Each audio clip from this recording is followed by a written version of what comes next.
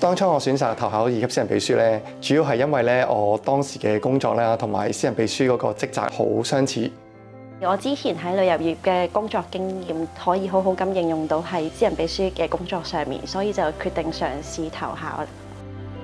二級私人秘書個學歷要求唔算好高，好適合咧應屆畢業生啦，或者係喺私人機構裏面做咗幾年嘅秘書，幾年之後就可以晉升，人工咧對比起私人機構嘅主任級行政人員嚟講咧，差距唔大。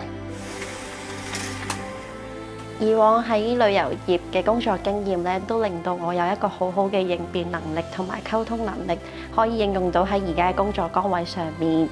Yuya， 呢度已經整好咗啦。同上司同埋同事都有一個良好嘅溝通嘅話，咁做嘢方面咧都會更加有效率。咁我幫你 mark 低先。無論男女擔任私人秘書咧都各有優勢嘅。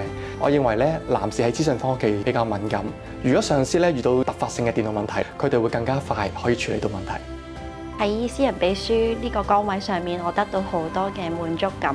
同上司同同事之間，我哋係完全信任同埋互相合作，難題咧都會迎刃而解。我好開心咧可以成為咗私人秘書，工作非常之廣泛，學到好多嘢，咁我覺得非常之滿足。